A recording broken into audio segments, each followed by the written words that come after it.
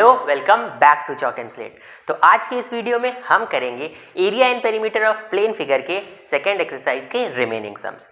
इससे पहले दो वीडियोस हैं जिसमें हमने सीखा था area and perimeter of plane figures, जिसमें पहले वाले वीडियो में हमने सीखा था ट्रायंगल्स के सारे फॉर्मूलाज को और उनसे रिलेटेड काफ़ी सारे सम्स किए थे। उसी तरह से सेकंड एक्सरसाइज में हमने सीखा था क्वाड्रिलेटरल के एरिया एंड पेरीमीटर निकालने के सारे फॉर्मूलाज को, डिफरेंट टाइप के क्वाड्रिलेटरल्स को और उनसे रिलेटेड काफ़ी सारे सम्स किए थे। हमने सम्स करने के लिए सेलिना कॉन्साइज मैथमेटिक्स क्लास 9 को चुना था ICSE, बट आप चाहो तो कोई भी बुक पिक कर सकते हो, जैसा कि मैं हमेशा कहता हूँ। आज की इस वीडियो में हम करेंगे सेलिना कॉन्साइज मैथमेटिक्स की एक्सरसाइज 20B से क्वेश्चन नंबर 21 से लेकर पूरे एक्सरसाइज के remaining sums. I think 36 sums है टोटल। और जिसने भी हमारे चैनल को सब्सक्राइब नहीं किया है जल्दी से जाओ और चैनल को सब्सक्राइब करो, बेल आइकन को जरूर से दबाना, क्योंकि ऐसे ही इंपॉर्टेंट बहुत सारे स्टडी रिलेटेड वीडियोस आते रहते हैं और आप इससे टाइम टू टाइम नोटिफाइड रहोगे अगर आप चैनल को सब्सक्राइब करते हो और नोटिफिकेशन बेल को दबाते हो। बाकी हमारा आप जाकर देख सकते हो, डिस्क्रिप्शन बॉक्स में लिखा हुआ है हमारे टेलीग्राम ग्रुप का लिंक। आप जाकर हमें टेलीग्राम पर भी ज्वाइन कर सकते हो, वहाँ पे अपने सारे डाउट्स पूछ सकते हो, वहाँ आप हमसे 1-to-1 इंटरेक्ट कर सकते हो और तुरंत अपने डाउट्स के सोल्यूशन पा सकते हो। बाकी आप चाहो तो हमें हमारे फेसबुक पेज पे भी फॉलो कर सकते हो और इंस्टा में भी फॉलो कर सकते हो। तो चलिए बिना टाइम को वेस्ट करते हुए हम सम्स को स्टार्ट करेंगे। लेकिन एक बात ध्यान रखो कि अगर आपने एक्सरसाइज 20A यानी पहला एक्सरसाइज और उसका कॉन्सेप्ट नहीं समझा है और दूसरा एक्सरसाइज का भी इंट्रोडक्शन और उसका कॉन्सेप्ट नहीं समझा है तो आप ये आगे वाला वीडियो थोड़ा डिफिकल्ट हो सकता है। इसीलिए अगर आप पूरे अच्छे से समझना चाहते हैं तो बचे हुए रिमेनिंग वीडियोस को ज़रूर से देखें, उसके बाद ही आप इसे स्टार्ट करें। चाहो तो आप डायरेक्टली स्टार्ट कर सकते हो, बट बेस्ट होगा कि आप वो दोनों वीडियोस को भी देख लो और वीडियो को पूरा देखना, एक एक कॉन्सेप्ट को अच्छे से समझना, क्योंकि ये एक बार की मेहनत है। आप अच्छे से कॉन्सेप्ट समझ लो, उसके बाद आप ईजिली किसी भी तरह के सम, किसी भी बुक के सम्स को कर पाओगे। तो वीडियो को बिना स्किप किए अच्छे से समझना। तो चलो मैं क्वेश्चन को डायरेक्ट करता हूं और स्टार्ट करते हैं बिना टाइम वेस्ट करते हुए। तो क्वेश्चन नंबर 21 है कि the perimeter of a rhombus is 46। हम पहले समझ चुके हैं, पहले एक्सरसाइज मतलब पहले जो इससे पहले वीडियो आया था उसमें कि रोम्बस क्या होता है। तो एक रोम्बस जो है मैंने यहाँ बना दिया, ABCD जो रोम्बस है उसका पेरीमीटर कितना है 56। तो लिख दो perimeter of rhombus is 52 centimetre, sorry, ठीक है। हम क्वेश्चन नंबर 21 कर रहे हैं ना, सॉरी, वंस अगेन यहाँ 46 होगा, ठीक है। तो क्वेश्चन में दिया है कि रोम्बस का पेरीमीटर है 46 सेंटीमीटर। आगे बोलता है if the height of the rhombus is 8 centimetre. Height of the rhombus कितना है? तो हाइट ऑफ द रोम्बस है आपका 8 सेंटीमीटर। आपको बोलता है कि एरिया निकालो, लेकिन आपने रोम्बस का फॉर्मूला पढ़ा है half into product of diagonals. तो यहाँ पे वो कैसे अप्लाई करें? तो ध्यान रखो, हमने ये पढ़ा था कि रोम्बस भी एक तरह का पैरेललोग्राम है और क्योंकि पैरेललोग्राम का फॉर्मूला होता है बेस इंटू हाइट, तो यहाँ पे भी हम लोग लगा सकते हैं बेस इंटू हाइट, ठीक है। तो सबसे पहले ये हाइट दिया हुआ है 8 सेंटीमीटर, तो कहीं पे भी ये 8 सेंटीमीटर मैंने ऐसे ड्रॉ कर दिया। अब ये बेस तो इसके कोई भी साइड को पकड़ लो, क्योंकि हमने इसे हाइट पकड़ा है तो इसे ही साइड पकड़ेंगे। तो 46/4 कर दो। क्यों किया? क्योंकि रोम्बस के सारे साइड्स इक्वल होते हैं। तो ये 23/2 हो गया, यानी कितना हो गया 12.5, ठीक है। 12 बनो 11.5। तो बस base into height 11.5 into 8, that's it. इसे सॉल्व कर दो, इतना सेंटीमीटर स्क्वायर आपका आंसर हो जाएगा। बहुत सिंपल था। अब देखते हैं हमारा क्वेश्चन नंबर 22। क्वेश्चन नंबर 22 में हमें एक फिगर दे दिया है, हमें इसका एरिया फाइंड करना है और इस फिगर में बहुत जगह हमें कुछ वैल्यूज भी दे दिए हैं, जैसे कि ये फिगर दिख रहा है ABCDE एंड F, ABCDEF। तो यहाँ पे आपको AB कितना है वो दे दिया है, CD कितना है वो दे दिया है, DE कितना है, FE कितना है, FA कितना है, सब दे दिया है। तो कैसे करेंगे? तो बहुत सिंपल है, यहाँ पे क्वाड्रिलेटरल्स के ही एरिया के फॉर्मूला लगाना है। बस यहाँ दो क्वाड्रिलेटरल्स छुपा हुआ है जो आपको पहचानना है। यहाँ पे देखिए, यहाँ पे कुछ भी हम लोग नाम दे देते हैं, सपोज M, तो FEMA। FEMA क्या है? एक रेक्टेंगल है और रेक्टेंगल के एरिया का क्या फॉर्मूला होता है? Length into breadth. तो 1.2 इंटू 0.3। सिमिलरली ये फिगर है, ये कौन सा फिगर है? तो ये देख के ही क्लियर पता चल रहा है कि ये एक ट्रेपीजियम है। क्यों? क्योंकि ट्रेपीजियम में दो साइड पैरेलल होते हैं, मतलब one pair of side parallel होते हैं और बाकी बचे जो दो साइड है वो अनइक्वल होते हैं, ठीक है। और हमें ट्रेपेजियम के एरिया का क्या फॉर्मूला हमने इससे पहले वाले वीडियो में देखा था कि half into sum of parallel side into distance between them, है ना। तो ये half into sum of parallel side into distance between them के लिए हमें पहले पैरेलल साइड चाहिए। तो यहाँ पे देखो CD और MB एक दूसरे के पैरेलल है। डिस्टेंस बिटवीन देम कैसे निकलेगा, तो परपेंडिकुलर ही तो डिस्टेंस बिटवीन देम होता है। तो यहां से यहां देखो ये तो एक परपेंडिकुलर ही है ये वाला, क्योंकि हमने DE को ही सीधा एक्सटेंड किया। देखो यहाँ पे भी परपेंडिकुलर, यहाँ भी परपेंडिकुलर, तो वो सीधा ही एक्सटेंड है, तो परपेंडिकुलर ही बनता है AB के ऊपर। यहाँ पे मैं बोल सकता हूँ ये परपेंडिकुलर ही है। तो एक तरह से डिस्टेंस बिटवीन देम क्या हो गया, DM हो गया। तो बस निकाल दो half into sum of parallel side. Parallel side क्या है, ये CD का वैल्यू तो 0.6 दिया है, और एक MB, पर MB का वैल्यू ही नहीं दिया है, MB का वैल्यू नहीं दिया है। बट अगर हम AB में से FE को माइनस कर दे, AB कितना है, AB है 1.8, उसमें से FE कितना है, FE है 0.3। देखो यहाँ पे लिख दिया है क्वेश्चन में, FE 0.3 सब दिया हुआ है, तो ये 1.5 हो जाएगा। तो यहाँ 1.5 और डिस्टेंस बिटवीन देम टोटल कितना है, तो डिस्टेंस बिटवीन देम भी नहीं दिया है, बट हम लोग निकाल सकते हैं। यहाँ पे देखो AF का कुछ डिस्टेंस है और DE का कुछ डिस्टेंस है, तो एक तरह से DM को निकालने के लिए इतने दूर का DE और ये बचा हुआ जो इधर में है FE, FA या AF, उसे ऐड कर देंगे। ये देखो जो पूरा DM है वो DE यानी इतने दूर और EM यानी इतने दूर से मिलके बना है, तो DE 0.8 दिया हुआ है वो बैठा दो, और ये जो EM है वो तो FA की इक्वल ही है, तो वहाँ 1.2 बैठा दो, तो ये पूरा 2 हो गया। तो डिस्टेंस बिटवीन देम 2 हो गया, ये दोनों को कट कर दो। तो ये मेरा जो एरिया आया वो इस रेक्टेंगल का आया, और ये मेरा जो एरिया आया वो ट्रेपेजियम का आया। दोनों को ऐड कर दो, आंसर आपका आ जाएगा। तो बस 1.2 इंटू 0.3 प्लस 0.6 प्लस 1.5, ये सॉल्व कर दो, आंसर आ जाएगा। That's it. बहुत सिंपल सा सम था, बस आपको फिगर देख के समझना था कि कौन कौन सा क्वाड्रिलेटरल है, और क्वाड्रिलेटरल के एरिया का फॉर्मूला तो पता ही है। तो अब करते हैं क्वेश्चन नंबर 23, जो कि बहुत बढ़िया सा क्वेश्चन है। देखिए यहाँ पे ये फिगर दे दिया, हम लोगों को इसका एरिया निकालना है।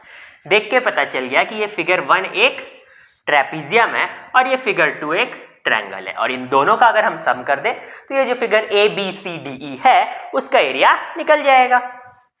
तो अगर आपको ट्रायंगल BCD का एरिया निकालना है वो तो बहुत इजी है, half into base into corresponding height. ये भी हम लोगों ने किया है चैप्टर में, जाकर आप देख सकते हो, वीडियो अवेलेबल है। तो हाफ इंटू 25 जो कि बेस हो गया BD, और ये वाला आपका सपोज यहाँ पे कुछ भी नाम दे दो, ME दे दो, तो CM हो गया हाइट, तो CM के जगह 12 दे दो, तो यहाँ पे 6 आ गया, और 25 इंटू 6 कितना होता है, तो यहाँ पे हो गया 150 सेंटीमीटर स्क्वायर। तो ये सेकंड पोर्शन वाला एरिया जो सेकंड से हमने 2 से मार्क किया था BCD, उसका एरिया तो आ गया। अब बचता है ट्रेपेजियम का एरिया। तो ट्रेपेजियम का एरिया क्या होता है, half into sum of parallel side into distance between them. अब पैरेलल साइड किसको किसको पकड़े, तो यहाँ क्लियर दिख रहा है कि ये वाला 90 दिया हुआ था क्वेश्चन में ऐसे मार्क, और ये भी 90 था, तो ये दोनों आपस में पैरेलल है।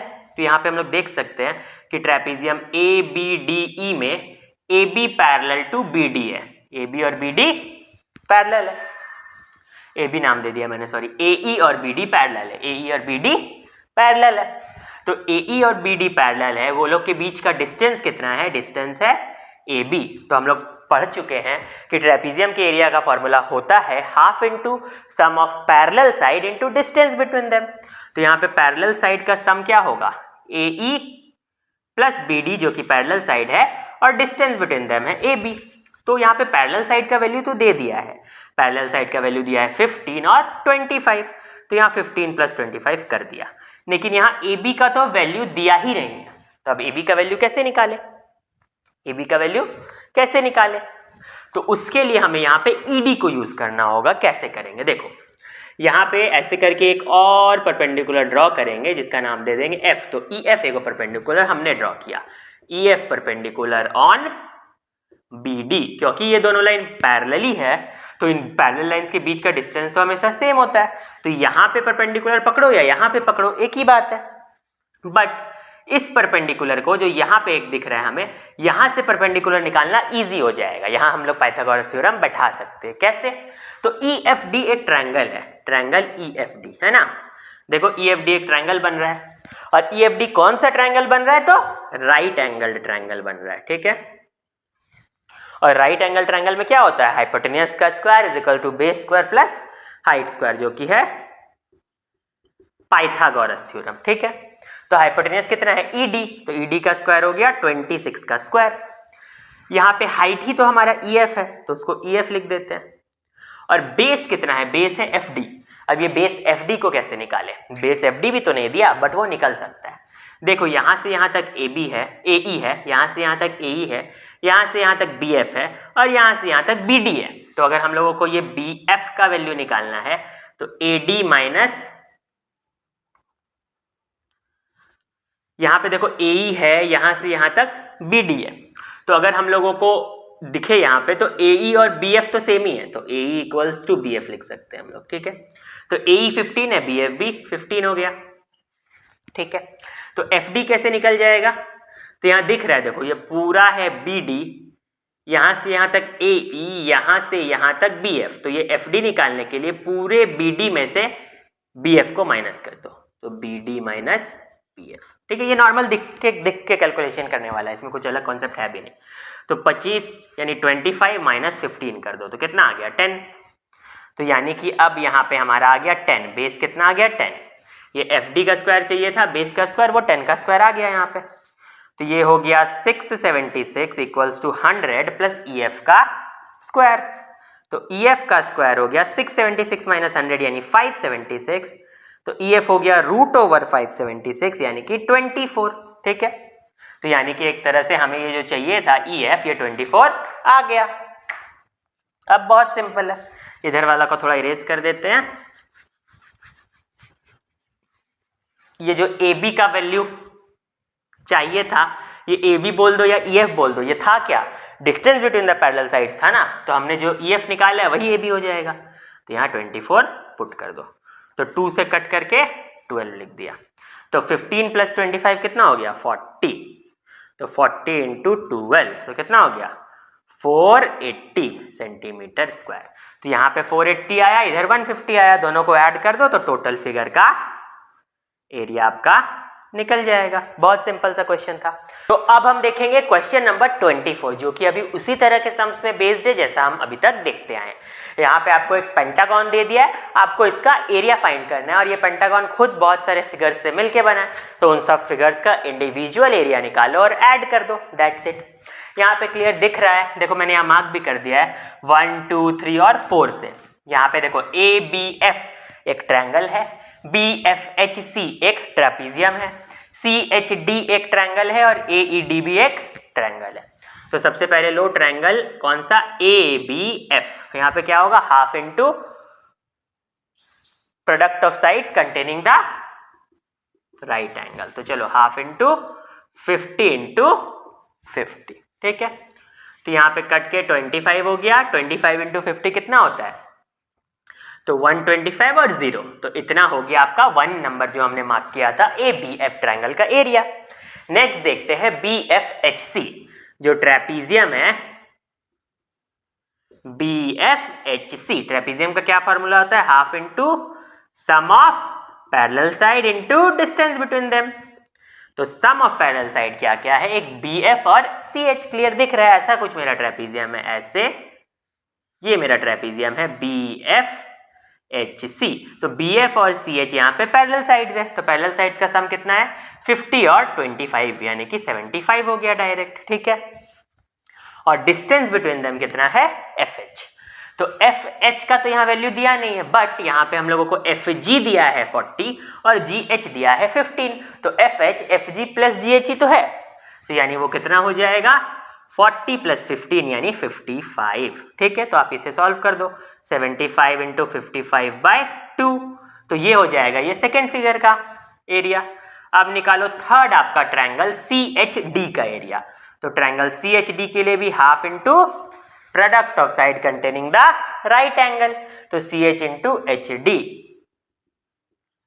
तो कितना हो गया हाफ इंटू 25 इंटू 25, क्योंकि देखो यहाँ CH भी 25 है, HD भी 25 है, तो 25 इंटू 25 625/2, ये हो गया मेरा थर्ड वाला। तो अभी तक मेरा फर्स्ट फिगर का ये निकला, सेकंड फिगर का ये निकला, थर्ड फिगर का ये निकला।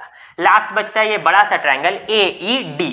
यहाँ पे क्या होगा, half into base into corresponding height.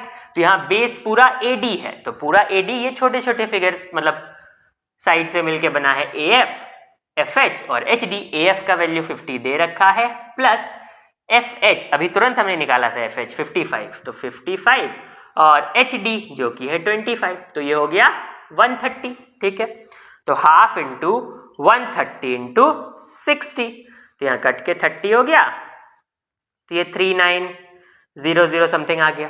तो आप ये सबको सम कर दो तो आ जाएगा आपका आंसर। ठीक है, तो दैट्स इट, इतना सिंपल सा है ये वाला। अब इसे सारे को सम कर देना तो ये पेंटागन का एरिया आ जाएगा। ठीक है, अब बढ़ते हैं हमारे नेक्स्ट क्वेश्चन की तरफ। अब करते हैं क्वेश्चन नंबर 25, जो कि बहुत अच्छा क्वेश्चन है। देखो यहाँ क्या बोलता है, a footpath of uniform width run all around the outside of a rectangular field. तो एक रेक्टेंगुलर फील्ड है पहले से, और उस रेक्टेंगुलर फील्ड का लेंथ कितना है 30 मीटर, और उसका विड्थ कितना है, विड्थ है 24 मीटर। ठीक है, तो ये मेरा रेक्टेंगुलर पार्क है, सपोज इसका नाम है ABCD। तो ये जो रेक्टेंगुलर पार्क है उसके चारों ओर एक पाथ है, एक रास्ता है जिसका विड्थ यूनिफॉर्म है, यानी बराबर है हर जगह से। ठीक है,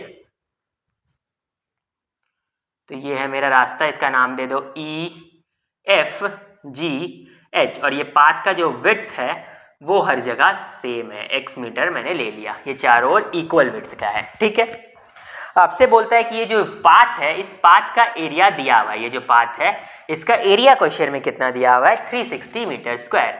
एरिया है पाथ का 360 मीटर स्क्वायर।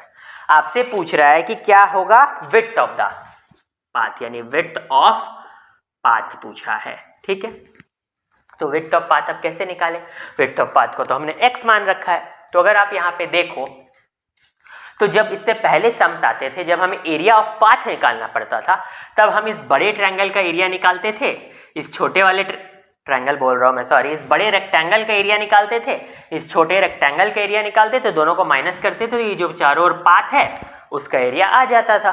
इस बार पाथ का एरिया दे दिया है, बट हम लोग सेम ही चीज का इस्तेमाल करेंगे। हम लोग क्या लिखेंगे, ऐसा इक्वेशन बनाएंगे कि एरिया ऑफ EFGH, यानी बाहर वाला जो रेक्टेंगल फॉर्म हो रहा है उसका area minus area of ABCD equals area of path. ठीक है, तो एरिया ऑफ पाथ तो 360 है, और एरिया ऑफ ABCD भी बहुत इजी है, 30 इंटू 24। ठीक है, अब हमें खाली एरिया ऑफ EFGH चाहिए। अब एरिया ऑफ EFGH के लिए हमें EF और FG का वैल्यू चाहिए, आई मीन रेक्टेंगल के दो लेंथ और ब्रेथ का वैल्यू चाहिए। वो कैसे निकालेंगे, तो यहाँ पे देखो, इतना दूर AB तो 30 है, यहाँ भी x है, और यहाँ भी अगर विड्थ x है तो EF कितना हो गया 30 प्लस 2x, ऐसा भी हमने पहले किया है। उसी तरह से यहाँ 24 है तो FG हो गया 24 प्लस 2x, तो आपको x के ही टर्म्स में बट लेंथ और ब्रेथ मिल गया। तो 30 plus 2x into 24 plus 2x, इससे माइनस करके अब ये वैल्यू निकाल लो।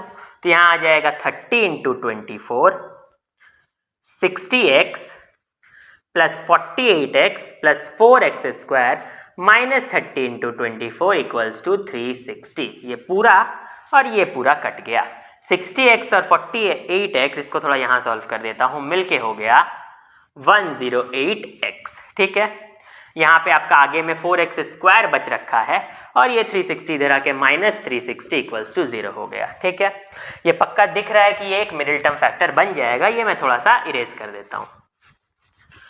मिडिल टर्म फैक्टराइजेशन पे ऑलरेडी वीडियो अवेलेबल है, कुछ लोग कमेंट कर रहे थे, बट जाके चैनल को सही से एक्सप्लोर करो, बहुत सारे वीडियो अपलोड हो चुके हैं। आई थिंक अभी तक मैं 160 वीडियोस आई थिंक हमने अपलोड कर दिए हैं, बहुत अलग अलग चैप्टर्स के, तो अच्छे से खोज लिया करो, आपको प्लेलिस्ट भी मिल जाएगा।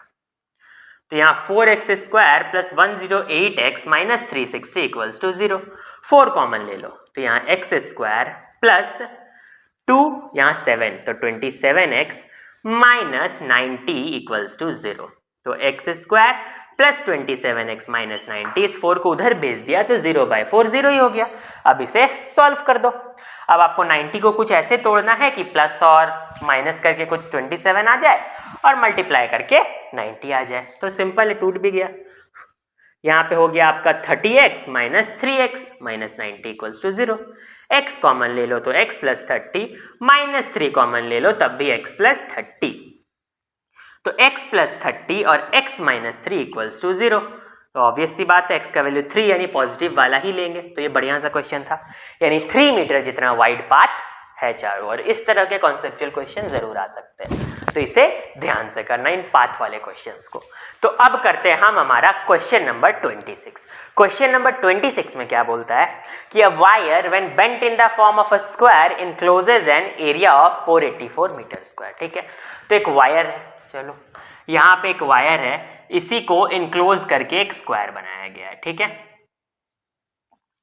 तो एक वायर है ए बी, इसी को हम लोगों ने इनक्लोज करके एक स्क्वायर बना दिया। तो इससे क्लियर पता चलता है कि ये जो स्क्वायर है उस स्क्वायर का पेरीमीटर एक तरह से वायर का लेंथ ही है, क्योंकि वायर से ही तो हमने ऐसे वायर को ही मोड़ मोड़ के स्क्वायर का बाउंड्री बनाया।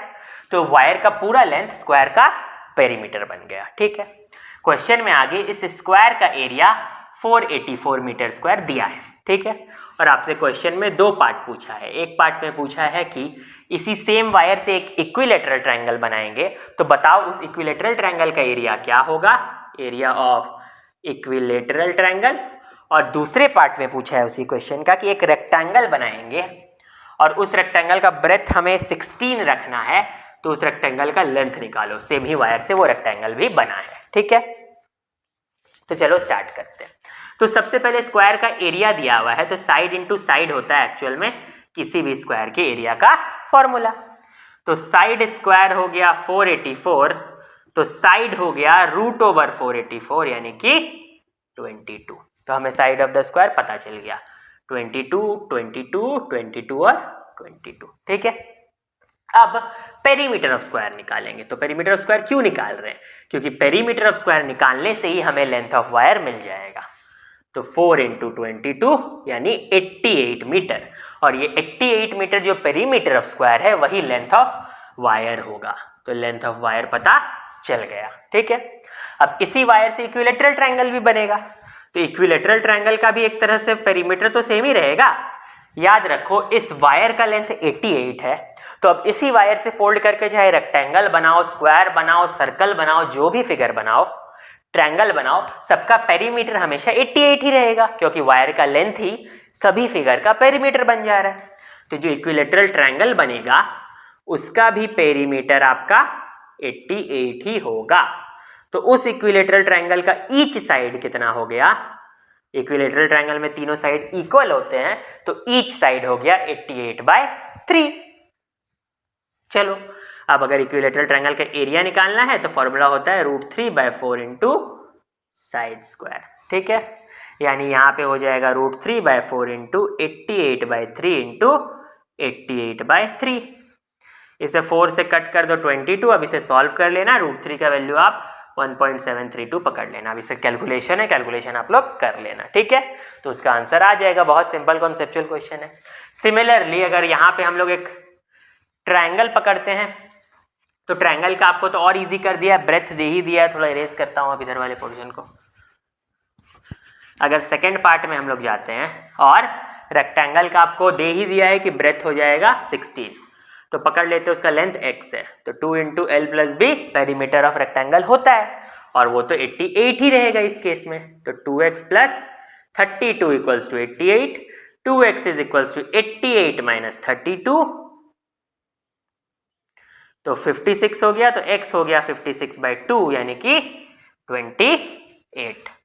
ठीक है, तो बस अब एरिया क्या हो जाएगा रेक्टेंगल का 28 इंटू 16। तो ये बहुत सिंपल ही क्वेश्चन था।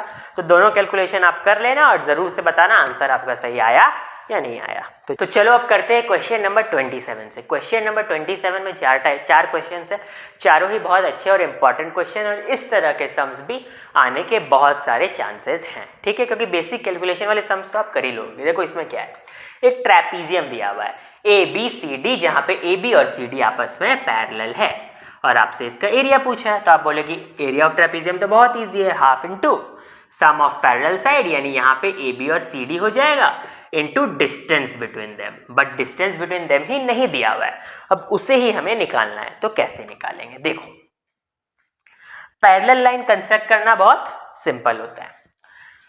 तो यहाँ पे हम लोग क्या करेंगे, ऐसे करके बस एक पैरेलल लाइन ड्रॉ कर देंगे और यहाँ लिख देंगे सपोज M, और लिख सकते हैं कि construction drawn CM parallel to AD, ठीक है। तो ये दोनों अब पैरेलल, ठीक है। तो क्वेश्चन में देखो, जब CD और AB ऑलरेडी पैरेलल था, CD और AD पैरेलल था, तो AD का ही छोटा सा हिस्सा AM भी है, तो एक तरह से हम लोग बोल सकते हैं कि CD और AM भी आपस में पैरेलल है। और अभी तुरंत हमने AD का पैरेलल CM बनाया कंस्ट्रक्शन से, तो AD और CM भी पैरेलल है। तो जब opposite pair of side parallel होते हैं क्वाड्रिलेटरल के, तो ये पढ़ा होगा आपने, AMCD क्या हो जाएगा, एक पैरेललोग्राम हो जाएगा, ठीक है। और पैरेललोग्राम के प्रॉपर्टीज और सारे क्वाड्रिलेटरल के प्रॉपर्टीज पे भी ऑलरेडी वीडियो अवेलेबल है, जिसने नहीं देखा जल्दी से जाके पूरे चैनल को एक्सप्लोर करो, हर इंपॉर्टेंट टॉपिक से रिलेटेड वीडियो ऑलरेडी अवेलेबल है, ठीक है।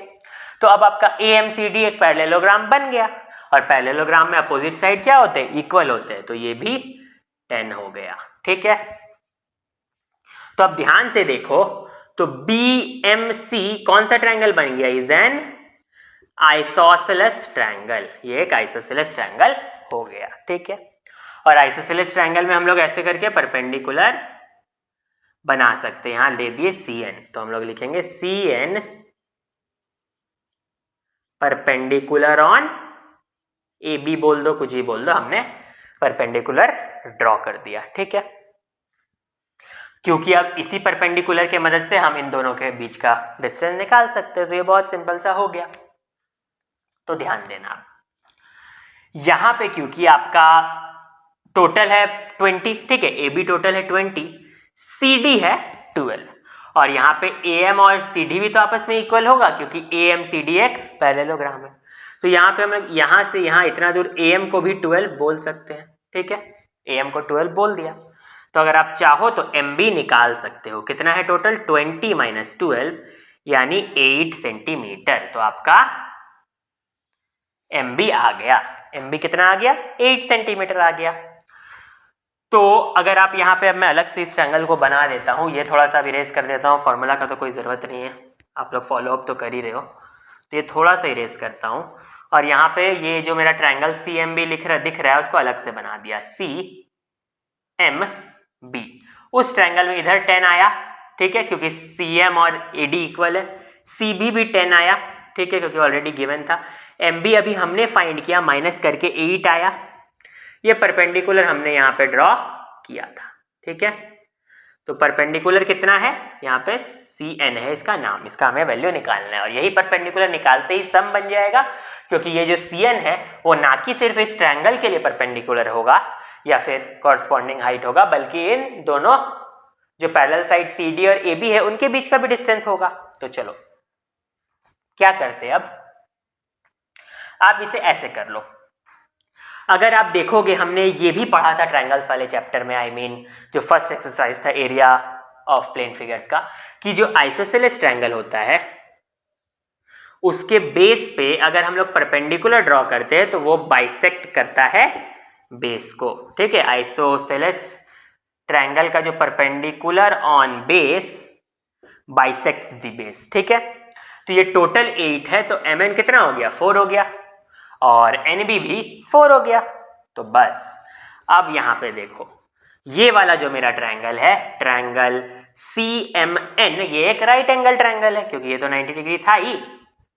तो अब यहाँ पे पाइथागोरस बैठा दो, CM का स्क्वायर इक्वल्स टू MN का स्क्वायर प्लस CN का स्क्वायर, तो ये हो गया 100, MN हो गया 16, यहाँ पे CN का स्क्वायर, तो ये कितना हो गया, 100 - 16, ठीक है।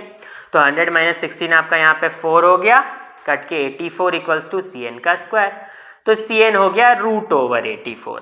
अब आप 84 को रूट कर दो, तो 2 से 42, 2 से 21, तो 2√21 आ जाएगा, ठीक है। बस अब कर दो, half into sum of parallel side, यानी 12 + 20 32 into distance between them, cut कर दो, तो 31 इंटू √21 कर देना आंसर, सॉरी 32 इंटू √21 कर देना, तो आंसर आ जाएगा। तो ये बहुत अच्छा क्वेश्चन था। 27 का पार्ट 1 और पार्ट 4 बिल्कुल सेम है, तो पार्ट 1 कर लिया, तो पार्ट 4 इसका होमवर्क रहेगा, बाकी पार्ट 2 और पार्ट 3 अभी मैं डिस्कस करूंगा। तो अब करते हैं क्वेश्चन नंबर 27 का पार्ट 2। यहाँ पे एक फिगर दिख रहा है AB CD, जिसमें ये 14 सेंटीमीटर है, ये 8 सेंटीमीटर और ये 10 सेंटीमीटर दिया है। यहाँ AD परपेंडिकुलर है, बहुत सिंपल है। यहाँ पे एक और परपेंडिकुलर इस पॉइंट से ऐसे बना दो, ठीक है।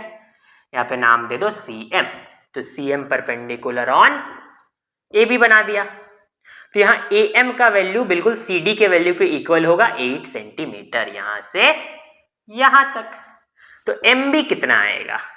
MB जो है वो टोटल AB में से AM हट जाएगा, तो AB में से AM हटा दो। AB है 14, AM है 8, तो कितना हुआ? 6 सेंटीमीटर। तो आपका MB हो गया 6 सेंटीमीटर। चलो अब एक ट्रायंगल मिल गया CMB। इस ट्रायंगल, क्योंकि ये ट्रायंगल कौन सा ट्रायंगल है? राइट एंगल ट्रायंगल है, और राइट एंगल ट्रायंगल में पाइथागोरस थ्योरम जल्दी से, hypotenuse square equals to base square plus altitude बोल दो या हाइट का स्क्वायर।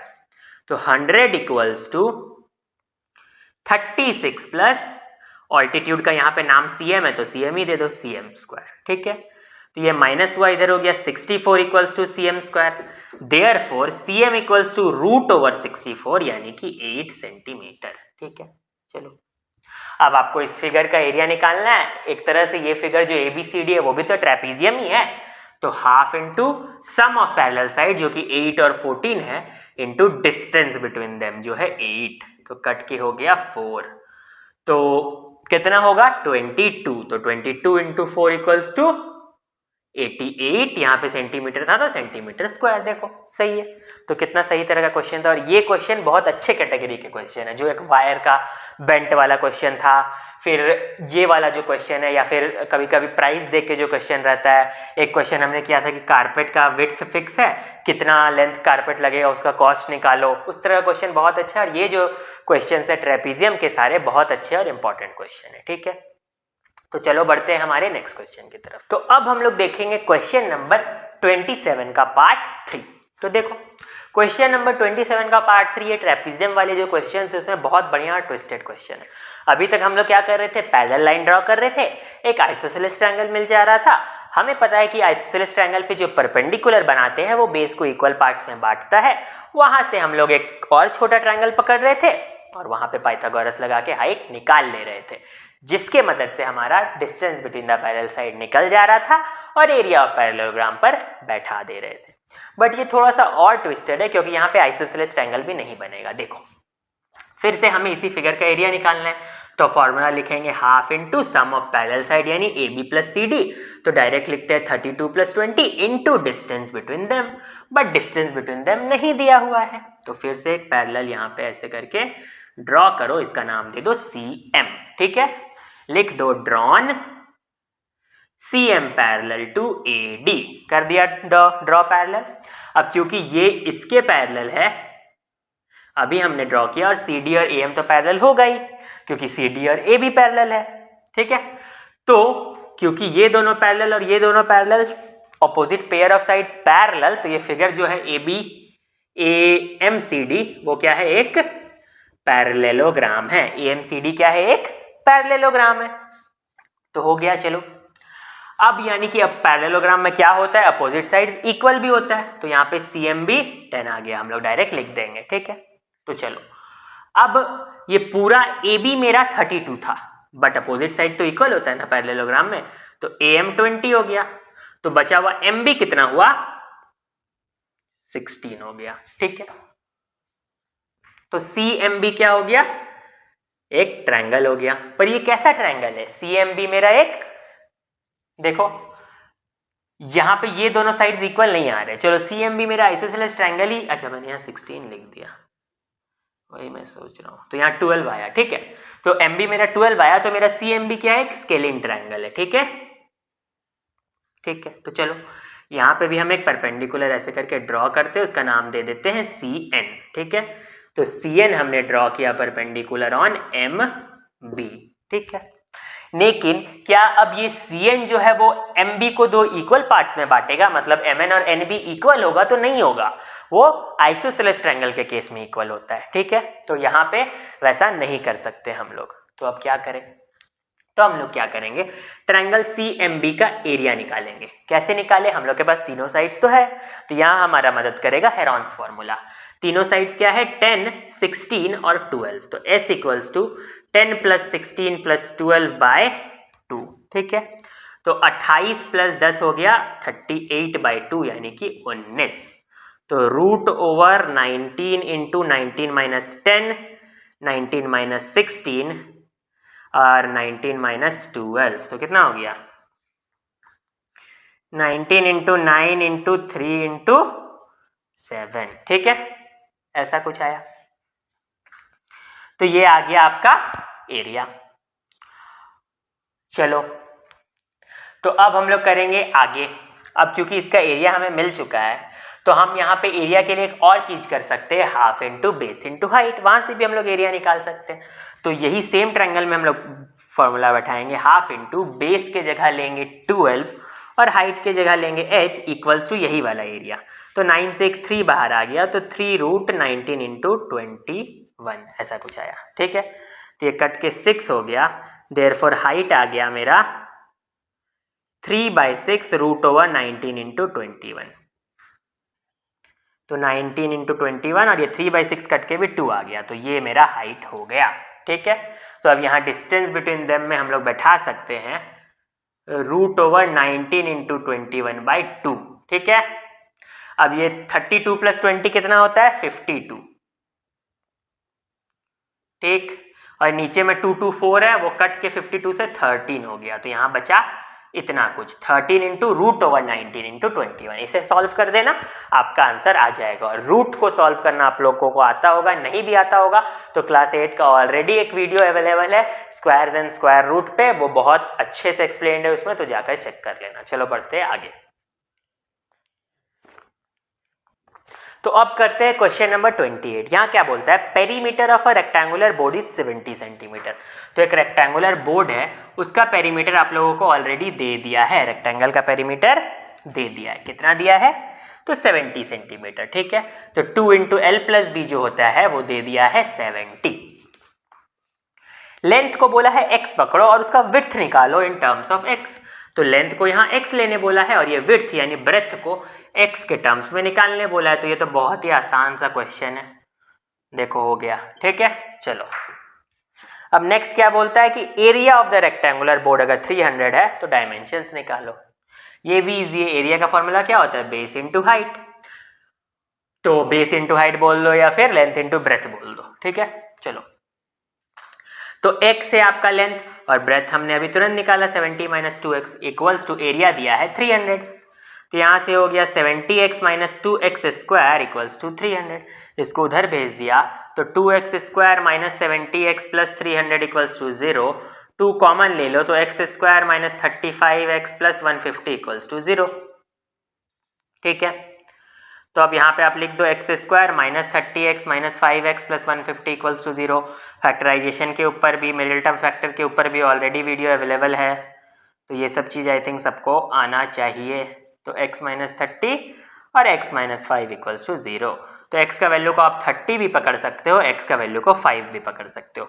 अगर आप x का वैल्यू को 30 पकड़ो तो आपका आएगा 70 - 2x यानी कितना हो गया 60, तो आ जाएगा 10 ब्रेथ। और अगर आप 5 पकड़ोगे तो 70 - 10 आ जाएगा 60। तो अगर आप x को 30 पकड़ते हो तो ब्रेथ आएगा आपका 10, अगर आप x को 5 पकड़ते हो तो ब्रेथ आएगा आपका 60, ठीक है। दोनों ही केसेस में आपका 300 आंसर आएगा, ठीक है। चलो अब आगे करते हैं क्वेश्चन नंबर 29। क्वेश्चन नंबर 29 क्या बोलता है, area of a rectangle is 640 metre square, taking its length as x meter, find in terms of x the width of the rectangle if the perimeter।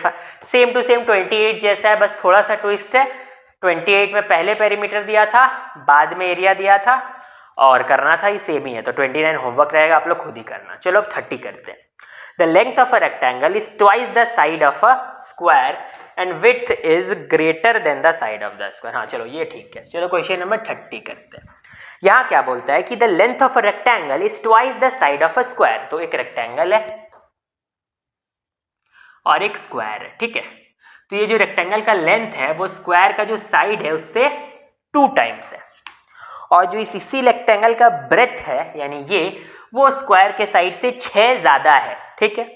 तो एरिया ऑफ रेक्टेंगल भी 3 times है area of square के, तो आपको dimension of दोनों निकालना है। तो सबसे पहले रेक्टेंगल को कंपेयर किया जा रहा है स्क्वायर से, तो स्क्वायर के साइड को पकड़ लेंगे x। तो लेंथ ऑफ द रेक्टेंगल क्या है, स्क्वायर के साइड का 2 गुना है, तो लेंथ ऑफ रेक्टेंगल हो गया स्क्वायर का साइड का 2 गुना यानी 2x। और ब्रेथ क्या है, स्क्वायर के साइड से 6 ज्यादा यानी x प्लस 6। अब एरिया ऑफ स्क्वायर क्या होता है, साइड इंटू साइड, तो x into x x square, और एरिया ऑफ रेक्टेंगल हो जाएगा 2x इंटू एक्स प्लस 6। अब इन दोनों के बीच में भी एक रिलेशन दिया है, एरिया ऑफ रेक्टेंगल और एरिया के ऑफ स्क्वायर के बीच में रिलेशन दिया है कि area of rectangle is 3 times the area of square. तो एरिया ऑफ रेक्टेंगल जो है वो स्क्वायर के एरिया का 3 टाइम्स है, ठीक है। तो वही लिख दिया हमने, area of rectangle is equal to 3 times of area of square. अब इसे सॉल्व करो, तो 2x square plus 12x equals to 3x square. चाहो तो इसे इधर ले आओ या इसे इन दोनों को उधर भेज दो, इन दोनों को उधर भेजते हैं तो x square minus 12x equals to 0 आता है, ठीक है। x कॉमन ले लो, तो x माइनस 12 इक्वल्स टू 0, तो x का एक वैल्यू 0 आया, x का एक वैल्यू 12 आया। 0 तो कोई वैल्यू हो नहीं सकता है ना, साइड का भी 0 थोड़ी होता है, तो x 12 आ गया यानी साइड ऑफ स्क्वायर है 12, और लेंथ ऑफ रेक्टेंगल है 2 गुना यानी 24, और ब्रेथ है 6 ज्यादा यानी कि 18। तो अच्छा सा क्वेश्चन था, सिंपल सा, ठीक है।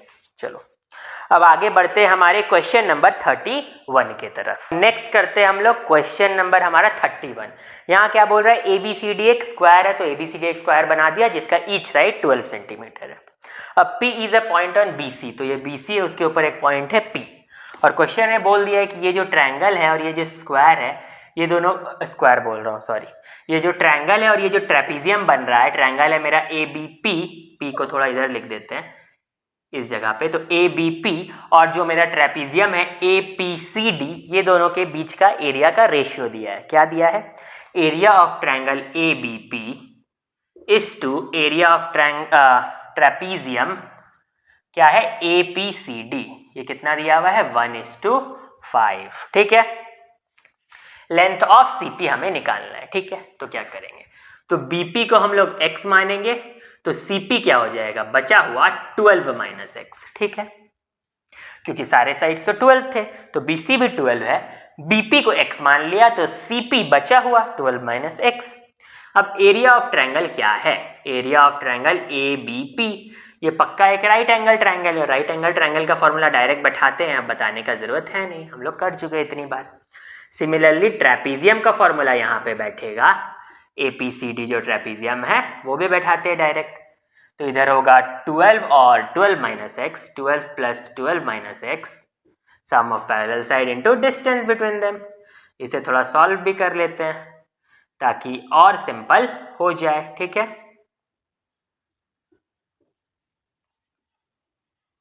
ठीक, चलो,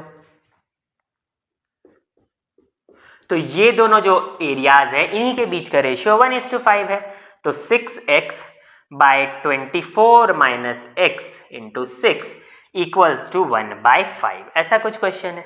क्रॉस मल्टीप्लाई कर दो तो 30x equals to 24 minus x into 6। इस 6 को इधर भी भेज सकते हैं, तो ये डिवाइड होके 6 इधर आ जाएगा, ये कट के 5x बन जाएगा।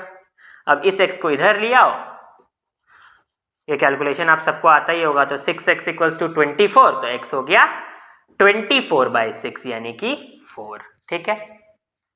तो चलो BP आ गया आपका 4 और CP आ गया आपका 8, ठीक है। अब आपको क्या करना है, लेंथ ऑफ CP तो निकालना था, तो CP 8 है, दैट्स इट। अच्छा क्वेश्चन था। चलो अब बढ़ते हैं क्वेश्चन नंबर 32 की तरफ। नंबर 32 थोड़ा कॉन्सेप्चुअल क्वेश्चन है, इसे समझना। इसमें क्या बोला है कि सपोज करो मेरा एक प्लॉट है, ठीक है, एक रेक्टेंगुलर प्लॉट है जिसका 45 और 30 मीटर, एक ऐसे करके सपोज मेरा प्लॉट है, और उस प्लॉट का लेंथ है 45 मीटर और ब्रेथ है 30 मीटर, ठीक है, समझ में आया। अब इस प्लॉट से थोड़ी दूरी छोड़कर, मतलब ऐसे करके सपोज इतना दूरी, हर जगह 1 मीटर का डिस्टेंस छोड़ के, यहाँ भी 1 मीटर, इधर भी 1 मीटर, से चारों ओर 1 मीटर का डिस्टेंस छोड़कर एक वाल खड़ा किया गया। मतलब यहाँ पे भी ऐसे करके एक वाल बनाया गया है, इधर भी ऐसे वाल बनाया गया, इस तरफ भी और इस तरफ भी। देखो यहाँ मैंने ऐसे 3D से दिखाने की कोशिश की है कि ये वाल है, इधर भी एक वाल है, इधर भी एक वाल है, इधर भी एक वाल है, और बीच में क्या है, प्लॉट है। बट याद रखो, मेरा प्लॉट अगर इतना बड़ा है तो वाल बिल्कुल प्लॉट से सट कर नहीं बना है, प्लॉट से थोड़ा गैप छोड़ने के बाद वो वाल बना है। यहाँ पे आपको नज़र आ भी रहा होगा, देखो ऐसे करके ये वाल बना है, ऐसे करके बना है। फिर चलो यहीं पे मैं थोड़ा 3D लुक और दे देने की कोशिश करता हूँ कि यहाँ पे थोड़ा और बड़ा कर देता हूँ इसको, ऐसे था, ये इधर से ऐसे करके बना है, फिर इधर से ऐसे है, और इधर से सपोज ऐसे करके कुछ है। तो यहाँ पे 4 वाल्स है और बीच में मेरा प्लॉट है और चारों ओर 1-1 मीटर का दूरी है। देखो इसीलिए यहाँ ब्लू से मैंने प्लॉट को दिखाने की कोशिश की है, थोड़ी दूरी है हर जगह, और ये चारों वाल है, ठीक है। और ये जो वाल है इसकी हाइट 2.4 है, ठीक है। इधर वाले वाल की भी 2.4, इधर चारों तरफ का जो वाल है उसकी हाइट कितनी है, 2.4 मीटर। इस क्वेश्चन को समझना है, बहुत ईजी है, लेकिन इसको समझना होगा बस। तो कैसा क्वेश्चन है कि मेरा सपोज ये प्लॉट है, तो इस प्लॉट से थोड़ी दूरी पे ऐसे करके वाल खड़ा किया गया, ऐसे दूरी पे यहाँ एक वाल खड़ा है, इधर भी एक वाल खड़ा है, इधर भी एक वाल खड़ा है, और इधर भी एक वाल खड़ा है, ठीक है। अच्छा, आप ध्यान देना, अगर मान लो मेरा ये प्लॉट था, यहाँ पे होता 45 मीटर और इधर होता 35 मीटर। अगर मैं इधर दीवार खड़ा करता, अच्छा 45 और 30 है ना, तो सपोज यही मेरा प्लॉट है, ये है 45 और ये है 30। अगर मैं इधर दीवार खड़ा करता बिल्कुल प्लॉट से सटाकर, तो मुझे 30 मीटर जितना दीवार खड़ा करना पड़ता है ना। और अगर मैं इधर बिल्कुल दीवार से सटाकर, प्लॉट से सटाकर दीवार खड़ा करता, तो इधर मुझे 45 मीटर जितना दीवार खड़ा करना पड़ता। तो इधर का दीवार 45 होता, इधर 30 होता, इधर भी 30 होता, इधर भी 30 होता। हम लोग वाल का विड्थ को अभी इग्नोर कर रहे हैं, ठीक है, क्योंकि क्वेश्चन ने बोला नहीं। तो अगर प्लॉट से सटकर दीवार खड़ा होता, तो ये 30 मीटर जितना बिल्कुल दीवार का यहाँ पे होता विड्थ, यहाँ पे कितना होता, 45 जितना होता, इधर 30 होता, इधर भी 45 होता, ठीक है। लेकिन क्वेश्चन थोड़ा चेंज्ड है, इसे 1 मीटर की दूरी छोड़ के बनाया गया है, ठीक है। इधर भी 1 मीटर की दूरी छोड़ के बनाया गया, इधर भी प्लॉट से 1 मीटर की दूरी पे बनाया गया, इधर भी प्लॉट से 1 मीटर की दूरी पे बनाया गया। तो इस वजह से दीवार, ऑब्वियस सी बात है, आप इमेजिन करो, बढ़ जाएगा दीवार का साइज, है ना। तो वही दीवार 30 ना होके, क्योंकि इधर 1 मीटर बढ़ गया और इधर 1 मीटर बढ़ गया, ये दोनों दूरी की वजह से, तो ये 32 हो जाएगा और इधर 47 हो जाएगा, ठीक है। इसीलिए मेरा ये जो दीवार जो हो सकता है इधर सिर्फ 30 होता और इधर 45 होता। अब वो 30-45 नहीं रहा, क्योंकि दोनों तरफ 1-1 बढ़ गया, तो इधर मेरा ये दीवार 32 हो गया, इधर भी 32 हो गया, और इधर 45 ना होके 47 और 47 हो गया, ठीक है। आपसे पूछा है दीवार के इनर सरफेस का एरिया, तो दीवार का इनर सरफेस का आपसे क्या पूछा है, एरिया। तो बस दीवार का इनर सरफेस कौन सा होता है, मान लो ये दीवार ऐसे खड़ा है, तो यही तो अंदर की तरफ जो है यही इनर सरफेस है, ये दीवार का इनर सरफेस है ना, ऐसे करके जो खड़ा है, ठीक है। दीवार मेरे प्लॉट से, ये मेरा प्लॉट है, इस प्लॉट से थोड़ी दूरी पे दीवार खड़ा है, और ये जो दीवार है इसका इनर सरफेस ये वाला, ठीक है, ये जिससे मैंने अभी ऐसे मार्क किया, ये है इनर सरफेस, है ना, ये है मेरा इनर सरफेस। तो इसे हमें निकालना है, तो इनर सरफेस कितना होगा, तो इनर सरफेस के लिए देखो, ये 47 जो है वो मेरा हो जाएगा, सपोज ये दोनों का पहले निकालते हैं, तो ये 47 और इधर कितना है हाइट, 2.4 है, तो 47 इंटू 2.4 होगा एरिया, और दोनों का निकल रहा है तो इंटू 2 कर दो, प्लस इधर 32 इंटू 2.4 करो और इंटू 2 कर दो, दैट्स इट। इसे सॉल्व कर दो, आंसर आ जाएगा, दैट्स इट, बहुत सिंपल है। तो कैलकुलेशन आप लोग कर ही लोगे। अब बढ़ते हैं क्वेश्चन नंबर 33 के तरफ। अब हम करेंगे क्वेश्चन नंबर 33। क्वेश्चन नंबर 33 में क्या बोल रहा है, wire when bent in the form of an square encloses an area of 576, ठीक है। तो एक वायर है, अब ये वायर है, इसी वायर को इनक्लोज करके एक स्क्वायर बना दिया गया। ऐसा सेम टू सेम हम लोग क्वेश्चन कर चुके हैं, तो मैं इसे सिर्फ ओवरऑल डिस्कस करूंगा, ये आप लोग खुद करना। वायर से ही स्क्वायर बन गया है और उस स्क्वायर का एरिया दे दिया है 576। हमें पता है स्क्वायर का एरिया होता है साइड का स्क्वायर, तो साइड आ जाएगा रूट चढ़ के 24, वहां से पेरीमीटर हो जाएगा 4 इंटू 24 यानी कि 96, और जो पेरीमीटर ऑफ स्क्वायर होगा वही तो साइड ऑफ वायर होगा। क्वेश्चन ने पूछा है कि कौन सा ऐसा इक्विलैटरल ट्रायंगल है, उसका एरिया निकालो जो इसी वायर से बनेगा। तो सबसे पहले हमें पेरीमीटर पता चल गया, अब वही पेरीमीटर से ही तो स्क्वायर भी बनेगा, जिससे स्क्वायर बना था उसी से ट्रायंगल भी बनेगा। तो 96/3 32 हो गया, तो बस एरिया हो जाएगा √3/4 इंटू 32 इंटू 32 कर देना। सिमिलरली रेक्टेंगल का सेकंड पार्ट में पूछा है, बोल रहा कौन सा ऐसा रेक्टेंगल होगा जिसके साइड्स के बीच में 4 सेंटीमीटर का अंतर है। तो एक साइड को x पकड़ना, एक को x+4 पकड़ना, 2 इंटू एल प्लस बी करना और इक्वल बिल्कुल फिर से 96 के ही करना, क्योंकि सेम वायर से ही रेक्टेंगल बन रहा है। वहां से साइड्स ऑफ रेक्टेंगल निकाल लेना और मल्टीप्लाई करके एरिया दे देना, निकाल देना। ये बिल्कुल सेम है, हमने ऐसा सेम टू सेम क्वेश्चन कर रखा है, तो जानबूझ करके फिर से वही सम बना के टाइम वेस्ट की जरूरत नहीं है। चलो अब बढ़ते हैं क्वेश्चन नंबर 34 की तरफ, ठीक है। तो चलो अब करते हैं इसे। ऐसे भी टाइम बहुत आगे जा रहा है, ऑलरेडी 1 आवर हो गया है और ऐसे भी एंटरटेनिंग वीडियो है नहीं, तो आप लोग तो ज़्यादा देर रुकोगे नहीं। तो चलो बढ़ते हैं क्वेश्चन नंबर 34 की तरफ। तो क्वेश्चन नंबर 34 कॉन्सेप्ट पे बेस्ड क्वेश्चन है, बहुत बढ़िया क्वेश्चन, एक्सप्रेशन निकालने का क्वेश्चन। इसमें क्या बोला है, area of a parallelogram is y centimetre square. तो पहला पैरेललोग्राम जो ABCD है उसका एरिया कितना है, y सेंटीमीटर स्क्वायर, ठीक है। And it's height is h centimetre, इसका हाइट कितना है, h है। तो ABCD एरिया ऑफ पैरेललोग्राम है जो कि है y सेंटीमीटर स्क्वायर और इसका हाइट है h सेंटीमीटर, ठीक है। चलो अब बोलता है एक दूसरा पैरेललोग्राम है, सेकेंड पैरेललोग्राम, और ये जो सेकेंड पैरेललोग्राम है इसका जो बेस होगा, सेकेंड पैरेललोग्राम का जो बेस होगा वो फर्स्ट पैरेललोग्राम के बेस से x ज्यादा है। सेकेंड पैरेललोग्राम का बेस यहाँ जैसे hg है, वो CD जो है यानी फर्स्ट पैरेललोग्राम का बेस उससे x ज्यादा है, ऐसे बोलता है, ठीक है। hg क्या है, CD प्लस x है, ठीक है। और बोल रहा है कि x, y और h के टर्म्स में हमें इस जो सेकेंड पैरेललोग्राम है इसका हाइट निकालना है, ठीक है। तो कंफ्यूज मत हो, फर्स्ट पैरेललोग्राम का हमें क्या क्या दिया है, एरिया दिया है जो कि है y सेंटीमीटर स्क्वायर, उसका हाइट दिया है जो कि है h। तो इसका बेस हो जाएगा, क्योंकि बेस इंटू हाइट ही तो एरिया होता है। तो एरिया जब y दिया है, हाइट h दिया है, तो ऑब्वियस सी बात है बेस कितना हो जाएगा, ये h उधर ही चला जाएगा, तो बेस हो जाएगा y बाय h, यानी हम लोग बोल सकते हैं CD है y बाय h, ठीक है।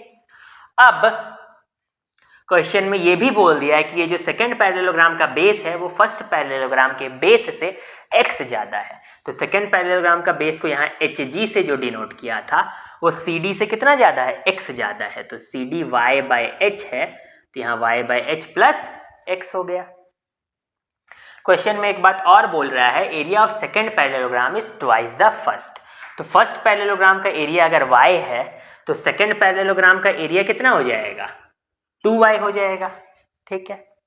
अब किसी भी पैरेललोग्राम का एरिया का फॉर्मूला होता है बेस इनटू हाइट।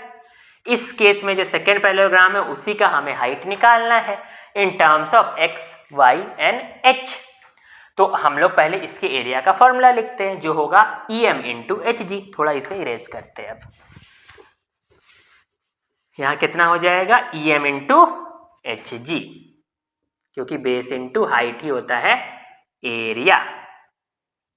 अब एरिया हो गया 2y, EM कितना है, EM है आपका नहीं पता, वही तो निकालना है, और HG हमने अभी निकाला y by h plus x equals to 2y। तो EM हो गया 2y by y by h plus x, ठीक है। तो अब मेरा इतना आया, अब इसे बस सॉल्व कर दो। तो यहाँ 2y हुआ, एलसीएम ले लोगे अगर h, तो यहाँ y प्लस एक्स एच आया, ये h ऊपर चला गया, तो 2yh by y plus x h, ठीक है। ये आ गया मेरा height of the second parallelogram in terms of x, y, h। चलो अब करेंगे हम लोग क्वेश्चन नंबर 35, जो कि बहुत बढ़िया और इंटरेस्टिंग क्वेश्चन है, बहुत ही इंपॉर्टेंट भी है, क्योंकि बहुत अच्छा कॉन्सेप्ट इसमें निकल के आता है। और इसमें किसका कॉन्सेप्ट निकल के आता है, तो मिड पॉइंट थ्योरम का। मिड पॉइंट थ्योरम का भी ऑलरेडी वीडियो अवेलेबल है, तो जाकर चैनल को एक्सप्लोर करो और ज़रूर से देखो। क्लास 9 का बहुत इंपॉर्टेंट चैप्टर है मिड पॉइंट थ्योरम, और उस पर आपको क्लास 10 में भी और आगे के क्लासेस में भी मदद मिलेगी, ठीक है। तो आप जरूर मिड पॉइंट थ्योरम को देखना। चलो, तो क्वेश्चन में क्या बोल रहा है कि एक ट्रेपीजियम है और इस ट्रेपीजियम का पैरेलल साइड है सपोज AB और CD, ठीक है। तो ट्रेपीजियम का पैरेलल साइड्स दिया हुआ है और पैरेलल साइड्स के बीच का जो डिस्टेंस है जिसे मैंने यहाँ AG से डिनोट किया है वो 15 सेंटीमीटर दिया हुआ है, ठीक है। साथ ही साथ जो नॉन पैरेलल साइड है यानी AD और BC, इन दोनों का मिड पॉइंट यानी AE का मिड पॉइंट है, AD का मिड पॉइंट है E, यानी AE इक्वल्स टू ED है। AD का मिड पॉइंट है E और BC का मिड पॉइंट है F, और इन दोनों मिड पॉइंट को ही मिलाया है और उसका वैल्यू कितना आ रहा है 26 सेंटीमीटर। और बोलता है इस पैरेललोग्राम का एरिया बताओ। कैसे करें अब? तो देखो हम लोग कैसे करेंगे। तो असल में होता क्या है, ये पैरेललोग्राम का area half into sum of parallel side यानी AB plus CD into distance between them. Distance between them है AG यानी कि 15। तो अगर हम लोग को AB प्लस CD पता चल जाए तो हम लोग इजिली निकाल सकते हैं। तो देखो क्या करेंगे। सबसे पहले हम लोग क्या करेंगे, यहां पे हम लोग एक ऐसे करके ड्रॉ कर देंगे, ठीक है, मिला देंगे। तो यहाँ पे AC कर दिए जो M पे बाइसेक्ट कर रहा था, ठीक है, EF को हमने एक AC ड्रॉ कर दिया जो M पे EF को बाइसेक्ट कर रहा था। तो अब यहाँ पे देखो ACD is a triangle. ACD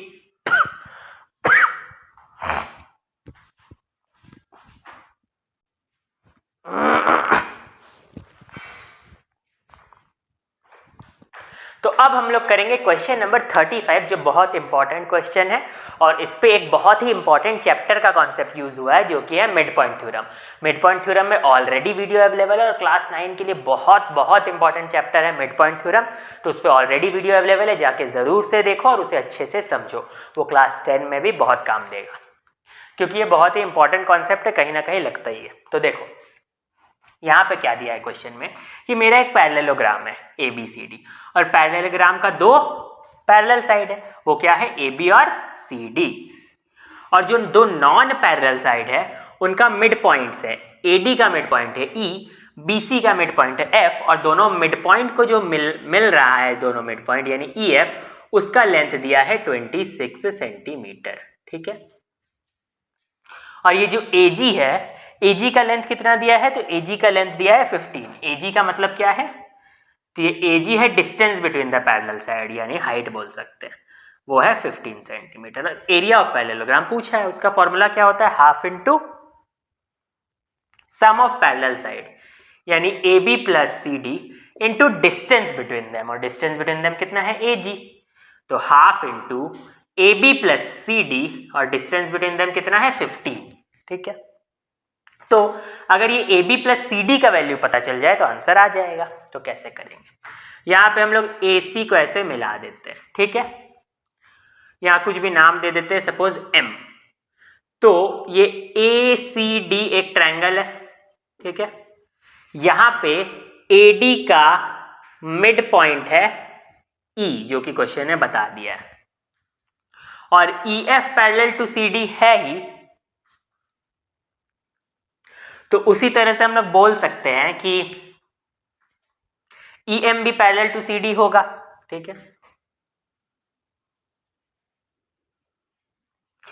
तो converse of mid point theorem से M भी मिड पॉइंट निकल के आता है AC का।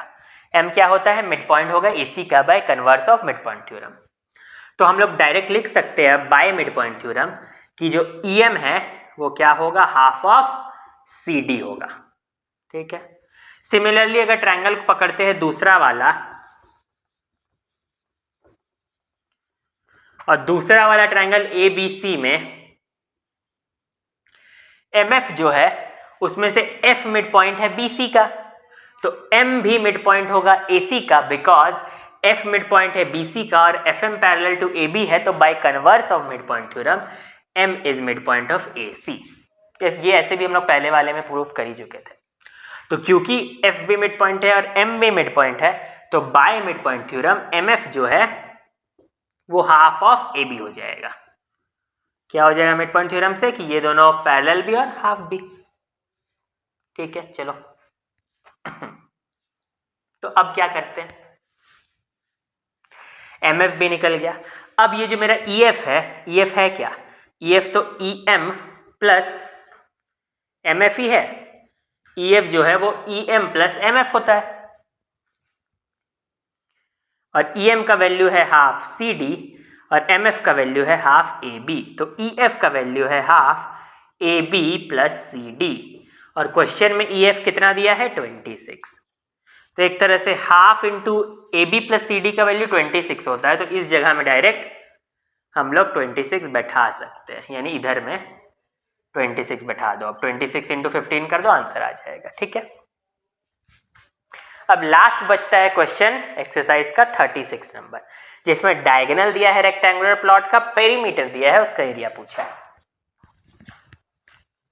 तो बहुत सिंपल सा क्वेश्चन, इसको मैं डिस्कस कर दे रहा हूं, ये आप लोग कर लेना। क्वेश्चन नंबर 36 क्या किया है क्वेश्चन में, एक रेक्टेंगुलर प्लॉट दिया है और उसका डायगोनल दे दिया है। रेक्टेंगुलर प्लॉट का डायगोनल का एरिया कितना होता है, √L² प्लस B²। हमने पहले वाले एक्सरसाइज में पढ़ा था, मतलब इसी एक्सरसाइज के पहले वाले वीडियो में पढ़ा था। तो एक रेक्टेंगुलर प्लॉट है, उसका क्या किया गया, आपको डायगोनल दे दिया गया है, और डायगोनल कितना दिया है, 34। तो ABCD डायगोनल दे दिया है 34, और पेरीमीटर दे दिया है, कितना दिया है पेरीमीटर, 92। तो लेंथ को हमने मान लिया L, ब्रेथ को मान लिया B, तो 2 इंटू L प्लस B हो जाएगा 92, और √L² प्लस B² हो जाएगा 34। ठीक है, अब क्या कर सकते हैं हम लोग, यहां पे दोनों तरफ स्क्वायर कर दो, तो क्या हो जाएगा, L² प्लस B² हो जाएगा 34 का स्क्वायर। ठीक है, और ये 2 को उधर भेज दिया, तो L प्लस B आ जाएगा 92/2, यानी 46। अब क्या करेंगे, तो हम लोग फॉर्मूला बैठा सकते हैं, L प्लस B का whole square minus L minus B का whole square equals to 4LB। ये ऑलरेडी हम लोगों ने आइडेंटिटी चैप्टर में डिस्कस किया हुआ है, देख सकते हैं आप वीडियो। तो L प्लस B हो गया 46 का square minus L minus B का स्क्वायर और 4LB। ठीक है, अच्छा उतना भी करने का क्या जरूरत है, ये भी हटाओ, ये झूठ मूठ का कर रहे हैं हम लोग, इतना ही कर देते हैं। L प्लस B का वैल्यू पता है ना, तो L प्लस B का होल स्क्वायर का फॉर्मूला पता है ना, A² plus B² plus 2AB। हमें क्वेश्चन में फाइंड करने तो एरिया ही बोला है, ये ऐसे ही हो जाएगा। L प्लस B कितना है 46, तो 46 का स्क्वायर, L² प्लस B² कितना हो गया 34 का स्क्वायर, यहाँ 2LB। ठीक है, Therefore 2LB इक्वल्स टू 46 का स्क्वायर माइनस 34 का स्क्वायर। तो LB कितना हो गया 46 का स्क्वायर माइनस 34 का स्क्वायर बाई 2, और LB मतलब ही तो लेंथ इंटू ब्रेथ एरिया। तो बस ये वाला सॉल्व कर देना, आपका एरिया आ जाएगा। दैट्स इट, बहुत सिंपल क्वेश्चन है। तो यहीं पे खत्म होता है 20B का सारा 36 सम्स। तो जिसने भी चैनल को सब्सक्राइब नहीं किया है, जल्दी से जाके चैनल को सब्सक्राइब करो, बेल आइकन को दबाओ। ऐसे बहुत सारे इंपॉर्टेंट वीडियोस आते रहते हैं, और ज़्यादा से ज़्यादा लोगों तक हमारे कंटेंट को पहुँचाओ, बिकॉज विदाउट सपोर्ट हम लोग कैसे करेंगे आगे, तो सपोर्ट की बहुत ज़्यादा ज़रूरत है चैनल को।